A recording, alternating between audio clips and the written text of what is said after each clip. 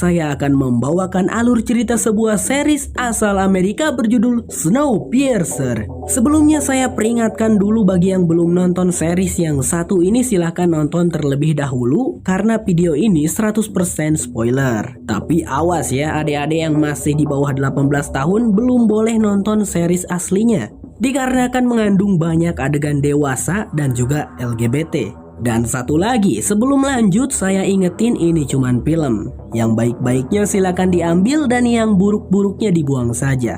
Tanpa berlama-lama, kita langsung saja. Snowpiercer Season 1 Episode 1 dan 2 dimulai. Prolog film menceritakan bagaimana bumi yang semakin hari kian memanas karena ulah para manusia. Hingga hanya tinggal menghitung hari saja sampai bumi tempat tinggal manusia itu hancur dan melenyapkan umat manusia. Namun para ilmuwan berupaya mencegah hal itu terjadi dengan mencoba untuk mendinginkan bumi dengan teknologinya. Akan tetapi alih-alih berhasil, justru upaya itu malah membuat bumi menjadi beku sampai ke intinya. Ada seorang pria bernama Mr. Wilport yang sudah meramalkan hal itu akan terjadi. Dan saat itu terjadi, dirinya sudah selesai menciptakan tempat perlindungan yang amat hebat. Sebuah bahtera kereta raksasa bernama Snowpiercer yang panjangnya berjumlah 1001 gerbong. Namun Snowpiercer hanya untuk kalangan orang-orang sultan dan orang-orang kaya. Sementara masyarakat biasa tidak akan sanggup membeli tiket Snowpiercer tersebut. Jadi yang bisa mereka lakukan adalah mencoba menyerang dan memaksa untuk menaiki gerbong paling belakang. Pertumpahan darah pun tak bisa terelakkan, karena di sana para pasukan penjaga Mr. Wilport tanpa segan-segan membunuh orang-orang tak bertiket itu dengan kejam. Tetapi karena Snowpiercer akan segera berangkat, tidak ada pilihan lain, si komandan pun memerintahkan tentaranya untuk meninggalkan gerbong paling belakang itu dan mengunci pintunya, sehingga rakyat biasa yang berhasil naik terkurung di dalam gerbong Snowpiercer yang berada paling belakang, atau biasa disebut ekor. Saat itu suhu bumi minus 40 derajat Celcius. Dan inilah Snowpiercer.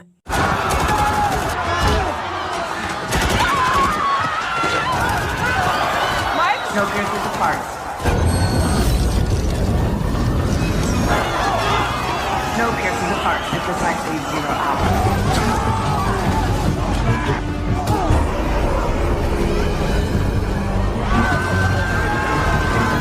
Mungkin kalian akan bertanya-tanya apa bedanya kereta Snowpiercer dengan kereta-kereta pada umumnya, dan bagaimana bisa Snowpiercer membuat orang-orang selamat dari bencana kebekuan bumi. Snowpiercer dirancang khusus oleh Mr. Wilport menghasilkan suhu yang normal di dalam kereta, jadi terlindungi dari hawa dingin di luar. Snowpiercer memiliki rel sangat panjang yang mengelilingi bumi panjangnya, dan Snowpiercer terus berputar tidak pernah berhenti. Snowpiercer memiliki energi listrik yang abadi, dan saya masih belum tahu bagaimana mereka bisa mendapatkan energi listrik tak terbatas itu. Saya kira sih mungkin energi listrik itu mereka dapatkan melalui perputaran kereta Snowpiercer yang tidak pernah berhenti. Mungkin saja.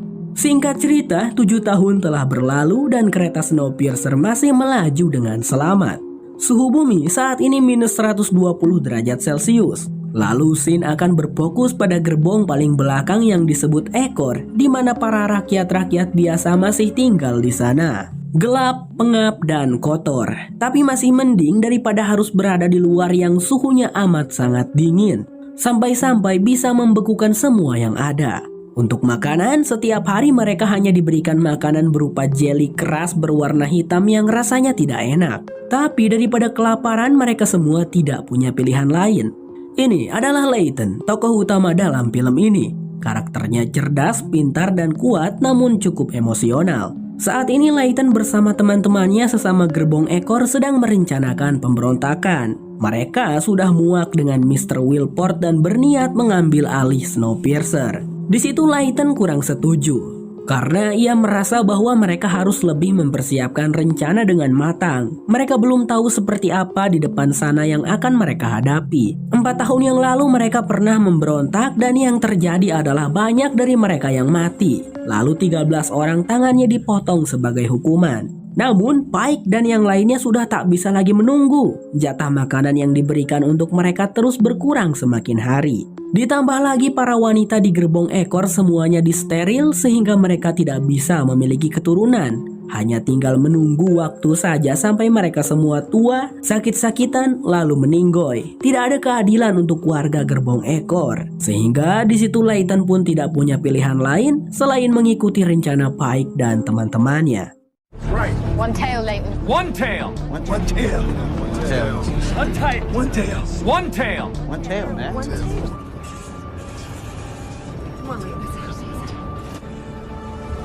One tail. Di gerbong ekor, Layton tinggal bersama dengan seorang wanita bernama Josie. Dan Josie punya anak angkat bernama Miles. Miles adalah anak yang sangat jenius. Ibu kandungnya Miles dulu mati karena dibunuh oleh pasukan penjaga. Dan sekarang Josie yang merawatnya. Lalu Layton awalnya dia bersama dengan Zarah istrinya. Namun Zarah diambil oleh gerbong depan. Ya, sesekali gerbong depan akan mengambil orang-orang yang ada di gerbong ekor jika dibutuhkan. Singkat cerita, rencana Pike, Layton, dan kawan-kawan akan segera dilakukan. Mereka sudah bersiap dengan senjata tajam buatan mereka. Namun saat penjaga datang ke sana sambil membawakan segerobak makanan jeli hitam, tidak disangka salah satu anggota penjamuan turut datang bersama pasukan penjaga yang lebih banyak. Namanya adalah Bu Ruti. Sehingga terpaksa Layton dan Pike harus menunda rencana mereka melakukan pemberontakan. Tetapi tanpa disangka, kedatangan Ruti ternyata justru membacakan surat penjemputan untuk Layton. Layton pun dibawa oleh para penjaga dengan paksa. Teman-temannya tak bisa melakukan apa-apa saat Layton dibawa dengan paksa. Sebelum itu Layton pun harus menjalani semacam protokol kebersihan dan pemeriksaan. Lalu diberikan juga baju ganti. Setelah itu Layton dibawa menuju ke gerbong depan. Uniknya mereka tidak berjalan kaki. Bisa dibayangkan kan 1001 gerbong jauhnya kalau harus berjalan kaki. Ya, di dalam Snowpiercer ternyata ada sebuah transportasi yang berada di bawah gerbong. Sambil nungguin Layton nyampe, saya ingin menjelaskan sesuatu dulu tentang sistem kehidupan di Snowpiercer. Para penghuninya dibedakan menjadi 4 golongan. Golongan pertama adalah kelas 1 yang dimana berisikan para sultan-sultan, miliarder, pokoknya mereka adalah kalangan teratas. Mr. Wilport bisa menciptakan kereta Snowpiercer yang sangat canggih ini juga karena didanai oleh mereka-mereka itu. Lalu golongan kedua adalah kelas 2. Saya kurang tahu perihal kelas 2 ini karena di season sekarang belum diceritakan banyak. Mungkin saja sih diisi oleh para orang-orang kaya banyak uang tapi enggak sesultan yang di kelas 1. Selanjutnya adalah kelas 3. Di sini kalangan kelas 3 terlihat seperti masyarakat pada umumnya, biasa-biasa saja gitu. Tapi ya mungkin di kehidupan sebelumnya mereka cukup kaya sehingga bisa membeli tiket Snowpiercer. Lalu golongan keempat tentu saja adalah gerbong ekor. Terdapat 2 organisasi keamanan di Snowpiercer. Pertama ada pasukan penjaga yang jumlahnya sangat banyak, dipimpin oleh seorang komandan bernama Komandan Nolan. Lalu yang kedua ada pasukan petugas rem, dipimpin oleh pria bernama Pak Rossi. Jumlah mereka tidak sebanyak pasukan penjaga, namun tugas yang diemban oleh petugas rem sepertinya lebih inti. Misalnya saat ini 2 petugas rem bernama Bastille dan Osweiler yang mengantarkan Layton untuk menemui pimpinan mereka yaitu Pak Rossi. Ketika memasuki sebuah ruangan, Layton terlihat merasa silau melihat cahaya matahari. Setelah 7 tahun lamanya ia terkurung di gerbong ekor yang gelap dan sumpek, akhirnya Layton bisa melihat kembali sinar matahari dan keadaan di luar sana yang semuanya dipenuhi dengan es. Tak sampai di sana, Layton kembali dibuat cengok saat dirinya diberi sepotong roti isi dan semangkuk kuah apa itu saya tak tahu. Pria itu langsung menyantap makanannya dengan sangat lahap. Benar-benar serasa mimpi ia bisa merasakan makanan enak lagi. Di sana ada Pak Rossi yang langsung memberitahukan alasan dan tujuan Layton dibawa. Seorang pria kelas 3 bernama Sandwise telah terbunuh dengan kedua kaki dan kedua tangan dimutilasi serta kelaminnya yang dipotong. Pak Rossi tahu bahwa Layton dulunya adalah seorang detektif pembunuhan. Jadi, ia pun menyampaikan bahwasanya Mr. Wilport memerintahkan Layton untuk membantu menangkap pembunuhnya. Bastille dan Osweiler lalu membawa Layton ke TKP di mana jasadnya Sandwise ditemukan. Sempat berpikir sedikit, lalu Layton pun berkata kalau dirinya tidak mau membantu menyelesaikan masalah pembunuhan itu dan meminta untuk dikembalikan ke gerbong ekor. Alhasil, Bastille dan Osweiler membawa Layton ke sebuah ruangan lalu menghajar pria itu di sana. Namun Pak Rossi tiba-tiba datang menghentikan itu. Ia bersama dengan seorang wanita misterius. Pak Rossi pun memarahi Bastille dan Osweiler karena bertindak tanpa perintah darinya. Kini hanya mereka bertiga di dalam ruangan itu. Wanita misterius itu memperkenalkan dirinya. Ia bernama Melanie Capil. Ia salah satu anggota penjamuan seperti Ruthie, namun Melanie berbeda karena jabatannya lebih banyak. Melanie juga merupakan tangan kanannya Mr. Wilport. Mr. Wilport selama 7 tahun Snowpiercer melaju, pria misterius itu tidak pernah bisa ditemui siapapun. Hanya Melanie seoranglah yang bisa bertemu langsung dengan Mr. Wilport. Time in the drawers for it. Genitals removed. Then Mr. Wolford wants this solved quickly. Kembali ke cerita, Melanie menceritakan bahwa 2 tahun yang lalu kejadian pembunuhan seperti ini pernah terjadi. Kedua tangan dan kedua kaki korban dipotong serta kelaminnya juga dipotong. Korbannya juga sama, pria. Dulu Melanie berhasil menangkap dan memenjarakan pelaku di laci abadi. Tapi sekarang pembunuhan serupa terjadi lagi. Layton pun menyimpulkan bahwa kemungkinan ada seorang peniru atau Melanie sudah menangkap orang yang salah. Sedikit informasi mengenai laci abadi. Laci ini jumlahnya ada ratusan di Snowpiercer dan diurus oleh seorang dokter bernama Dr. Henry. Di mana jika seseorang disimpan di dalam laci abadi itu, maka orang tersebut akan ditidurkan. Kurang lebih mirip hibernasi. Dan itu merupakan hukuman yang berat karena seseorang yang dilacikan hanya akan tertidur selama sisa hidupnya. Nicky Janet adalah tersangka pelaku pembunuhan 2 tahun yang lalu yang dilacikan. Jika kemungkinannya Nicky tidak bersalah, Melanie meminta Layton untuk membantu gadis itu agar terlepas dari tuntutannya dengan cara menangkap pembunuh aslinya. Layton lalu kembali dibawa oleh Pak Rossi. Pak Rossi akan mempertemukan Layton dengan istri dari Sandwise sang korban. Ya, Layton pun dibawa ke pemukiman warga gerbong kelas 3. Pemandangan di sana tidak begitu indah, tapi juga tidak seburuk di gerbong ekor. Lalu Layton pun bertemu dengan istrinya Sandwise, yang tak lain adalah Zara, istrinya Layton sendiri. Nyesek gak tuh Layton? Setelah 5 tahun Zara meninggalkan gerbong ekor, akhirnya Layton bertemu kembali dengan istrinya itu. Tapi tentu saja Layton saat ini sangat marah kepada Zara yang dengan teganya meninggalkan dia di gerbong ekor dulu, lalu menikah lagi dengan pria lain di gerbong kelas 3.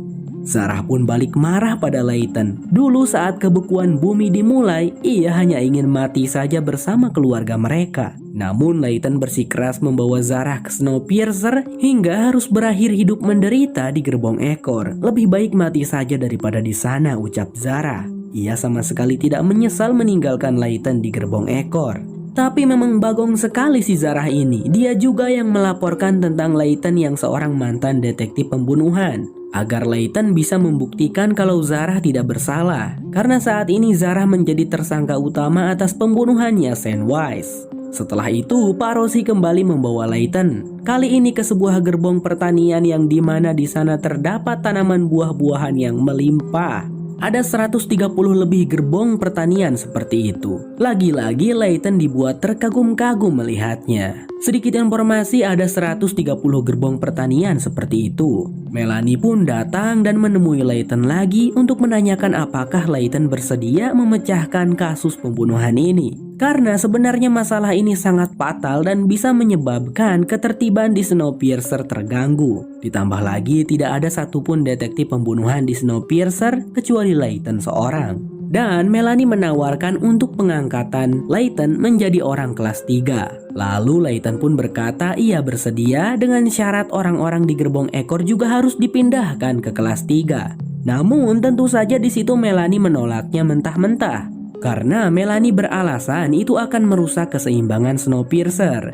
Orang-orang yang berada di kelas 3, 2, dan 1 pasti akan sangat menentang hal tersebut. Karena masih belum mendapatkan kesempatan, maka Layton pun akan ditahan sementara dalam kurungan dan Pak Rossi langsung membawanya. Scene lalu berpindah ke gerbong ekor di mana Pike, Josie dan semua orang di sana dihebohkan ketika melihat Pak Tua Ipan yang sudah mereka anggap ayah di gerbong ekor meninggoy dunia dengan cara gantung diri. Hal itu pun memicu kemarahan orang-orang di sana. Mereka kehilangan Layton lalu sekarang kehilangan Pak Tua Ipan. Tak ada cara lain lagi, mereka harus melakukan pemberontakan saat ini juga. Pike di sana benar-benar sudah berapi-api. Rencana pun dimulai. Awalnya mereka melaporkan tentang kematian Pak Tua Ipan pada penjaga. Tentu saja sesuai protokol keamanan, mayat manusia harus dipindahkan dan dibuang. Beberapa penjaga pun membuka pintu. 2 petugas rem, Bastille dan Osweiler juga turut hadir dalam pengangkutan mayat Pak Tua Ipan. Namun ketika Bastille dan Osweiler akan mengecek mayat Pak Tua Ipan, tiba-tiba saja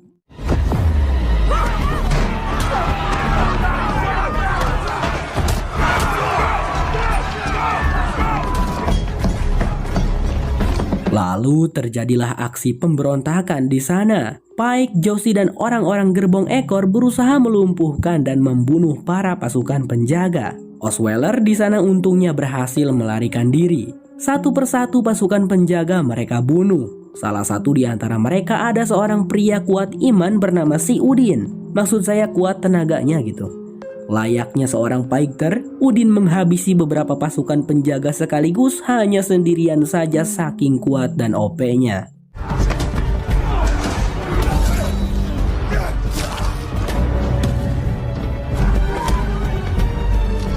Di tengah pertempuran yang membuat pertumpahan darah dari kedua belah pihak, seorang anak kecil bernama Winnie dengan penuh keberanian. Ia menerobos semua itu, mengambil potongan tangan penjaga lalu membuka pintu gerbong di depan. Namun tak disangka, Komandan Nolan bersama lebih banyak pasukan penjaga lainnya datang ke sana. Tak lama kemudian, Layton pun juga dibawa ke sana. Saat ini Pike dan kawan-kawan berhasil merebut satu gerbong dan juga berhasil menyandra petugas rem Bastille. Komandan Nolan memerintahkan Layton untuk menghentikan aksi teman-temannya itu. Karena jika tidak, Komandan Nolan yang akan turun tangan untuk membunuh semua teman-temannya Layton itu. Layton lalu berjalan masuk ke gerbong itu di mana di sana terlihat banyak sekali mayat bergelimpangan. Mayat-mayat penjaga yang tumbang dan juga mayat-mayat orang-orang gerbong ekor yang gugur. Darah berceceran di mana-mana. Layton pun menemui Pike, si Udin dan Ziwrek yang sedang menyandra petugas rem Bastille. Di situ Layton berusaha membujuk ketiga temannya agar menghentikan pemberontakan dan menyerahkan diri. Karena jika tidak, Komandan Nolan akan membunuh mereka semua. Awalnya Pike tidak mau mendengarkan. Namun setelah Layton berjanji bahwa dirinya memiliki rencana untuk mengambil alih Snowpiercer untuk gerbong ekor, Pike dan yang lainnya pun setuju. Tapi sebelum itu Layton pun memukul Bastille dengan kuat untuk membalas yang tadi. Setelah itu Layton langsung menemui Komandan Nolan dan juga Melanie yang ada di sana. Ia mengajukan agar ketiga temannya, yakni Pike, Udin dan Ziwrek untuk tidak dihukum mati dan hanya ditidurkan saja di laci abadi.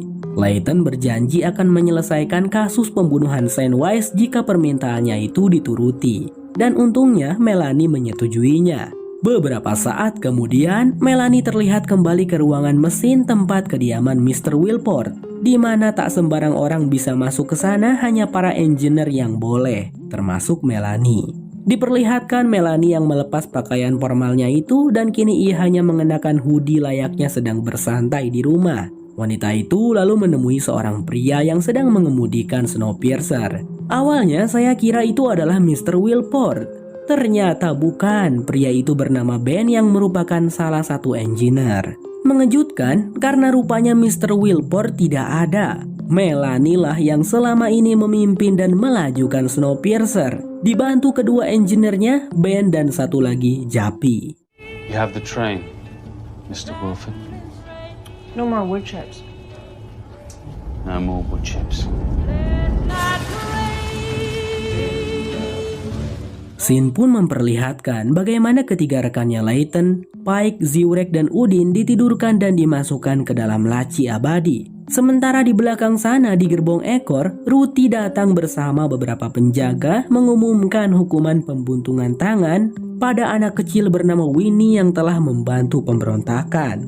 Namun sang ibu dari Winnie menghentikan hal itu dan mengorbankan dirinya sendiri untuk menggantikan putrinya. Hukuman pembuntungan tangan itu benar-benar menyakitkan. Bagaimana tidak, tangan kanan yang akan diambil setelah dipasangi pengaman dan disirami air, tangannya ibu itu dijulurkan keluar dari gerbong. Dan dalam hitungan detik, tangan si ibu itu pun langsung membeku. Si ibu itu tampak sangat kesakitan sampai pingsan. Lalu tak sampai di sana, satu petugas dengan menggunakan palu besar langsung memukul tangan dari si ibu itu sampai hancur lebur. Mengerikan. Our children, Suspension in the drawers. the more human we become. The tea will fill our bellies one day. Winnie kecil hanya bisa menangis memeluk kakaknya. Scene pun berfokus pada Melanie dan para engineer yang merasakan sedikit guncangan saat longsor salju kecil menghantam gerbong Snowpiercer. Jalur yang sedang mereka lewati saat ini setiap tahunnya semakin sulit. Japi menyarankan agar mereka memelankan laju Snowpiercer agar tidak memicu longsor lainnya. Namun Melanie berkata mereka lebih baik mempertahankan kecepatan agar Snowpiercer tetap mendapatkan energi listrik yang cukup. Melanie lalu turun ke bawah. Seperti biasa ia pun menyapa para penghuni kelas 1 yang sedang sarapan. Sebagai penjamu, ia dan Ruthie tentu saja memberikan pelayanan terbaik untuk para sultan-sultan itu. Ada satu keluarga yang paling berpengaruh di kelas 1, mereka adalah keluarga Pak Roger. Bersama istrinya yang bernama Bu Lila dan putri mereka yang bernama LJ, serta pengawal pribadi mereka yang bernama Eric. Bu Lila agak protes saat mendengar bahwa ada penduduk ekor yang ditugaskan untuk menyelidiki kasus pembunuhan kelas 3. Menurut Bu Lila itu tidak etis. Namun Melanie meyakinkan bahwa Mr. Wilport tidak akan salah memilih orang. Layton adalah orang yang tepat. Di gerbong ekor, rutinitas setiap hari. Beberapa orang dari gerbong ekor akan diambil untuk ditugaskan bekerja di sanitasi. Ya, tugas mereka adalah membersihkan semua kotoran-kotoran bau miliknya kelas 1, 2, dan 3. Saat itu, Layton akan kembali melakukan penyelidikan bersama dengan petugas rem Bastille. Ketika melihat John dan yang lain dari gerbong ekor dibawa untuk bertugas sanitasi, Layton pun sepertinya mendapatkan sebuah ide. Singkat cerita, Layton dan Bastille kembali mengunjungi gerbong pemukiman warga kelas 3. Selama penyelidikan, Bastille lah yang akan terus mengawasi Layton dan turut membantu Layton. Mereka pun menemui Jax, pria yang bekerja sebagai pemelihara terowongan bawah. Dialah yang menemukan jasadnya Sandwise. Saat itu Jax sedang makan mie daging sapi dan sepertinya Layton tidak bisa mendapatkan informasi yang berguna dari pria itu. Jadi buang-buang waktu saja mereka. Setelah selesai mewawancarai Jax, Bastille lalu mengajak Layton untuk menemui seseorang. Dia adalah wanita bernama Audrey. Bisa dibilang Audrey ini adalah pemimpinnya kelas 3 yang cukup berpengaruh. Dari Audrey, Layton mendapatkan informasi tentang bagaimana Nikki bisa menjadi tersangka dan dihukum dulu. Wanita itu lalu mengajak Layton ke sebuah tempat istimewa yang berada di kelas 3, tempat di mana Zarah bekerja. Tempat istimewa itu merupakan sebuah tempat meditasi.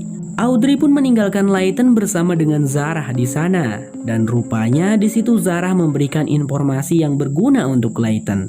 Sandwise bukanlah orang kelas 3 biasa katanya. Zarah berpikir kemungkinan Sandwise adalah kaki tangannya Mr. Wilport untuk kelas 3. Jadi bisa dibilang Sandwise adalah informannya Mr. Wilport. Yang sebenarnya kita tahu Melanie bukan Mr. Wilport ya. Dan tanpa diduga, Layton dan Zarah pun terbawa suasana saat berduaan di ruangan itu. Mau bagaimanapun mereka berdua dulunya adalah sepasang suami istri, sehingga mereka pun larut dalam kemesraan. Di gerbong ekor, ibu dari anak kecil Winnie yang tangannya dipotong oleh penjaga terlihat kondisinya yang mengkhawatirkan. Ibu itu tampak sangat kesakitan. Josie ada di sana merawat wanita malang itu. Di sisi lain, Melanie terlihat mengunjungi Dr. Henry yang sedang merawat Nikki Janet yang telah mereka keluarkan dari laci abadi. Namun Nikki masih belum bisa sadar sepenuhnya. Sepertinya laci abadi memiliki efek samping yang berat. Apalagi kan Nikki tertidur selama 2 tahun. Perkenalkan tokoh wanita lainnya, namanya Jinju. Bisa dilihat dia asal Jepang dan dari kelas 2. Tapi saya agak bingung sama tokoh yang satu ini. Sering muncul tapi perannya kayak kurang penting gitu. Jinju ini sahabat dekatnya Bastille dan merupakan seorang ilmuwan di Snowpiercer. Dr. Henry menduga bahwa Nikki mengalami kerusakan saraf akibat efek samping ditidurkan di laci abadi. Dan kerusakan sarafnya berpotensi permanen. Kembali kepada Layton dan Bastille yang saat ini sudah berada di tempat lain, yaitu ruang otopsi. Bersama dengan Bu Janet yang cukup ahli di bidang itu. Setelah dilakukan otopsi itu, kini mereka mendapatkan informasi bahwa Sandwise disiksa terlebih dahulu sebelum dibunuh. Lehernya diikat dan dicekik dengan tali sembari kelaminnya dipotong. Lalu setelah itu dibiarkan sampai mati. Dan baru setelah Sandwise mati, kedua tangan dan kakinya dipotong. We don't do that up here. We all know the rumors about the tail, but we... Those noodles you had earlier. Okay. Who has the tools for this? Layton pun kepikiran, pelakunya haruslah memiliki senjata tajam yang mumpuni untuk mampu memotong organ tubuh Sandwise. Karena bekas potongannya cukup rapi. Layton lalu menanyakan dari manakah asal daging sapi pada mie daging sapi yang dimakan Jax tadi. Bastille segera mengajak Layton untuk berkunjung ke gerbong ternak, di mana di sana adalah tempat peternakan sapi. Hanya pengurus peternakan sapilah yang punya alat terbaik untuk memotong daging. Namun saat Bastille minta izin untuk masuk memeriksa, si pemimpin tukang daging tidak mau mengizinkan. Dan hanya akan memberi izin jika petugas berwenanglah yang datang. Ya contohnya seperti Melanie. Tak punya pilihan lain, Bastille dan Layton pun beranjak untuk menemui Melanie terlebih dahulu. Akan tetapi tanpa disangka-sangka, longsor salju yang besar tiba-tiba saja menghantam kereta Snowpiercer. Membuat semua orang yang berada di dalam gerbong merasakan guncangan cukup hebat. Terutama gerbong-gerbong yang terkena langsung longsor salju itu.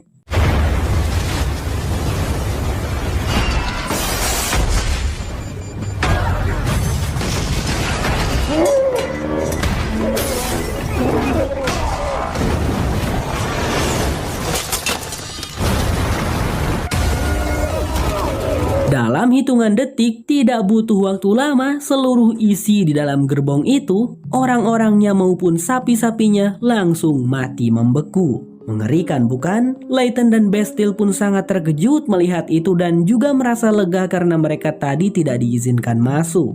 Beberapa saat kemudian terlihat petugas keretakan langsung diterjunkan untuk membereskan kerusakan di gerbong peternakan itu. Ya, mereka memiliki kostum pelindung khusus yang bisa membuat mereka bertahan dari hawa dingin di luar dalam jangka waktu tertentu. Amanlah, jangan khawatir, ada petugas keretakan. Dipimpin oleh seorang pria menyeramkan bernama Pak Bojan. Di sana, Layton dan Bastille tentu saja masih melakukan penyelidikan. Mereka memasuki ruangan pendingin daging dan memeriksanya. Awalnya sih mereka tidak menemukan sesuatu yang janggal. Akan tetapi, saat Bastille mencoba membuka ventilasi,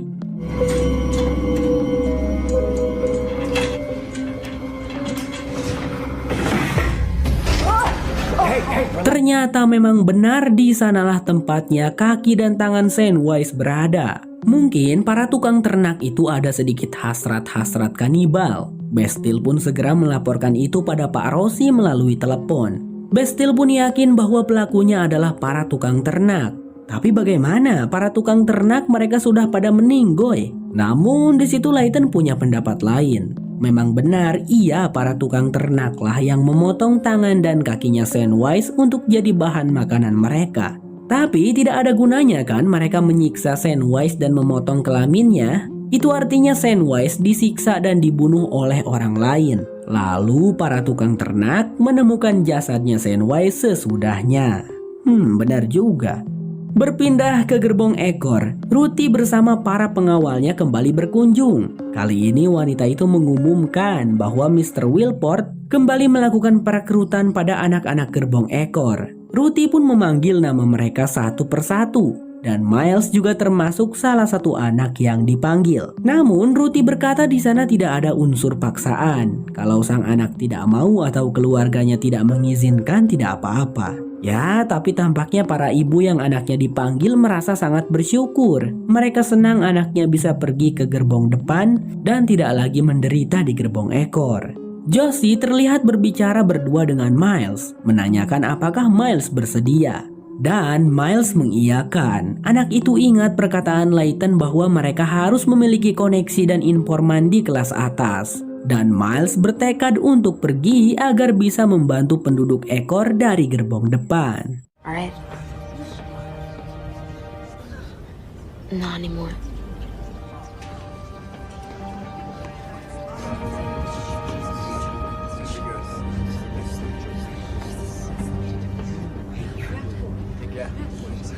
Scene pun kembali pada Layton yang saat ini sudah berada lagi di selnya karena penyelidikan akan dilanjutkan esok hari.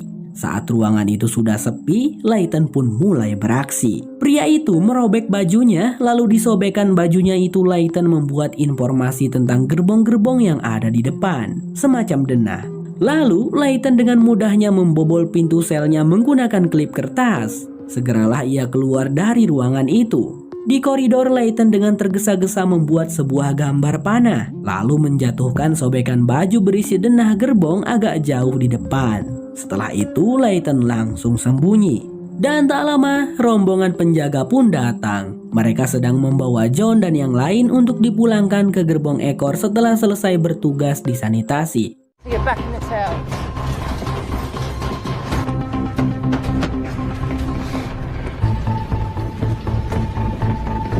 John yang terus berjalan menunduk pun tentu bisa melihat tanda panah yang dibuat oleh Layton. Dan ia langsung ngeh pada sobekan baju di depan sana. Di saat momentumnya tepat, Layton langsung keluar dari persembunyian dan membuat keributan dengan para penjaga. Saat itu terjadi, John buru-buru berusaha mengambil sobekan baju itu, namun gagal. Para penjaga menyadarinya dan langsung menahannya. Sementara si Layton kasihan sekali harus mendapatkan hantaman pukulan keras berkali-kali dari para penjaga. Sampai babak belur dan berdarah-darah. Wow, sakit sekali pasti. Keesokan harinya, Melanie dan Pak Rossi langsung menemui Layton dan memberikan pencerahan. "Kamu nih mau apa sih Layton?" tanya Melanie. 3.000 orang di Snowpiercer, mereka semua mendapatkan tugasnya masing-masing dan membuat kereta Snowpiercer tetap melaju dengan selamat. Gerbong ekor hanya harus duduk dan berdiam diri saja, tidak perlu melakukan apa-apa. Janganlah neko-neko, kata Melanie dengan kesal. Lalu Layton pun mengatakan sesuatu yang mengejutkan. Pria itu tahu bahwa Melanie sebenarnya tidak peduli dengan pembunuhan yang ada di kelas 3. Misalnya kejadian 2 tahun yang lalu, Melanie tidak peduli meskipun menangkap orang yang salah. Tapi kenapa untuk Sandwise Melanie peduli? Karena Layton tahu Sandwise adalah orang penting Mr. Wilport yang mengetahui banyak rahasia tentang Mr. Wilport. Alasan Melanie peduli adalah karena Melanie ingin tahu informasi apa yang dibocorkan oleh Sandwise ketika disiksa oleh si pelaku pembunuhan. Karena mungkin jika informasi itu sampai tersebar pada para penduduk Snowpiercer, maka kemungkinan akan menimbulkan kekacauan. Jadi intinya Mr. Wilport memiliki rahasia yang tak boleh diketahui orang-orang. Ya, contohnya itu tuh Melanie yang sebenarnya Mr. Wilport tidak ada di dalam kereta. Itu salah satu rahasianya. Melanie pun tersenyum dan kagum dengan kecerdikannya Layton. Snowpiercer Season 1 episode 1 dan 2 bersambung.